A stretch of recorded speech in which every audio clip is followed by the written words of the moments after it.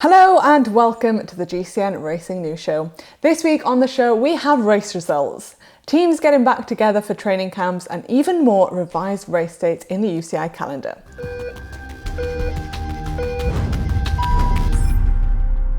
Racing on the real roads also resumed in Belgium on the weekend, and it couldn't really have got off to a worse start. Needless to say, everybody competing was excited and motivated to be pinning on a number at Waregem Paintegem Kermesse on Saturday. But the race was permanently stopped, not far from the end, after 19-year-old Niels de Vriendts suffered a heart failure. Despite the efforts of the medics, they were unable to save him.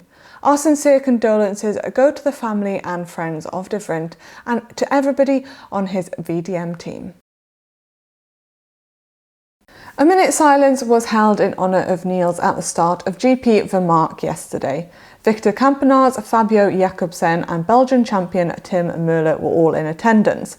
But it was to eventually be won solo by De Koninck Quick-Step's Florian Seneschal. The Frenchman jumped clear from a small group that did include Kampenaerts, just a few kilometres from the finish line, and was not to be seen again until he crossed it.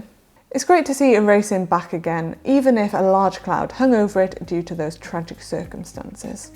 Also taking place over the weekend, we saw the first ever virtual Tour de France on Zwift, with some of the best male and female cyclists going head to head in the virtual world.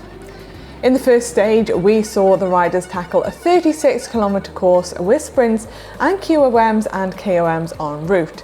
It was young drops rider April Tacey that took the yellow jersey in the women's race, and in the men's race it was Ryan Gibbons of NTT Pro Cycling. Lauren Stevens of Team Tibco took the win in the second stage, and Julian Bernard of Trek Segafredo took the win in the men's. The virtual tour will be held over 3 weekends, 1 weekend down, 2 to go.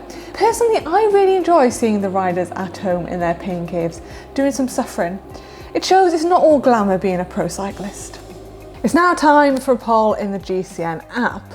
Do you think that the podium riders from the Zwift virtual Tour de France race will be the same in real life next month? Will it be exactly the same, similar, or completely different? Head over to the GCN app and get voting. Training camps are back, a chance for teams to get together and do some good training ahead of the upcoming races. After a good few months of riders training alone, I'm sure they are very glad to be back with their teammates.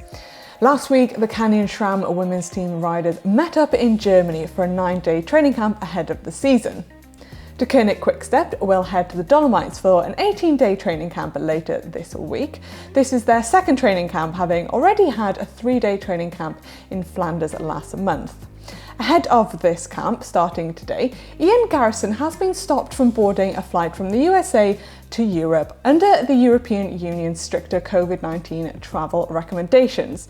Ian was due to fly from Atlanta to Amsterdam to eventually join his team in the Italian Dolomites, but will now have to return to his family home in Atlanta and hope he can fly to Europe before racing resumes later this month. On to cyclocross now, and the UCI together with Flanders Classic have announced the revised calendar for the 2020 and 2021 UCI Cyclocross World Cup, which has been adapted in context of the coronavirus pandemic. The series will kick off on the 1st of November in Belgium and will end on the 24th of January in the Netherlands. It will comprise 11 rounds, which is 3 fewer than initially scheduled, which isn't too bad. Mathieu van der Poel shows good form as he recons Paris-Roubaix. He took the sector of Beaugay-Wenay and set a new record time on Strava, and he averaged 42.7 kilometers per hour, and he put out 491 watts. I wonder if he'll beat that time when it comes to the race. Very impressive stuff. Van der Poel has also had 6 Italian races added to his race calendar: Treno Adriatico, Strade Bianche, Milan Tirreno, Milan San Remo, Grand Piedmont and Lombardia. Drama continues to unfold at Michelin Scott. Last month, the Australian World Tour team announced it would be changing the name for the rest of the 2020 season as new sponsor came on board. But dispute then emerged over who would own the team after contracts were signed. The confusion resulted in Michelin Scott cancelling the deal with the Spanish non-profit organisation Manuela Fundación just a week after it was announced. Now Michelin has revealed a shake-up of its management, as former Bahrain McLaren boss Brent Copeland joins the team as general manager. Derek McQuaid, Michelin Scott's commercial advisor and key figure of the Giro d'Italia's Ireland Grand Depart in 2014, will take up a newly created chairman role with the team, working closely with the owner Jerry Ryan.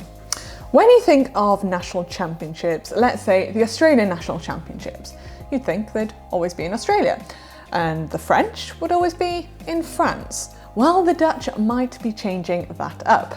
The Dutch National Championships may take place in Switzerland within the next few years to give the climbers from the Netherlands the opportunity to compete for the national title, instead of being disadvantaged due to flat nature of their homeland.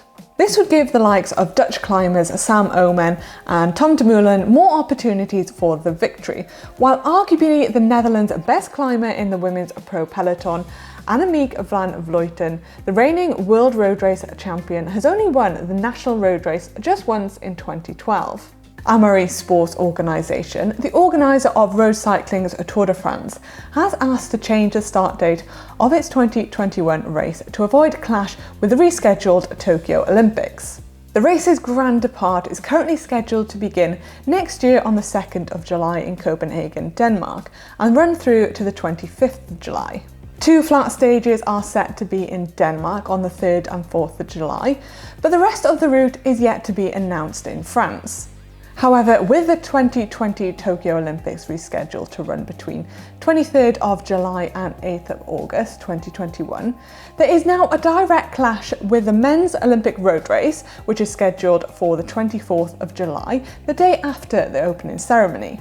It is understood that any change to the 2021 race is likely to see the start of the race being brought forward. However, this could create logistical challenges, as Copenhagen's Parken Stadium is due to host a Euro 2020 last 16 match on the 28th of June. Speaking of the Tour de France, Team Subweb have announced their lineup. But one of the big surprises was the omission of Michael Matthews, who will be doing the Giro d'Italia. Also racing there for the team will be Sam Oomen and Wilco Kelderman. If you guys tuned in last week, Connor did a poll in the GCN app. Do you wear pro team kit whilst training? And 65% of you said no, and I think I'd have to agree with you on that. And the pro team kits, those riders have earned the kits to wear. And there are plenty of other kits out there to wear that are pretty cool. And I don't think the GCN kit counts as pro kit, so you can wear that and no one's going to judge you. Thanks for watching, everyone. The GCN Racing News Show will be back next week.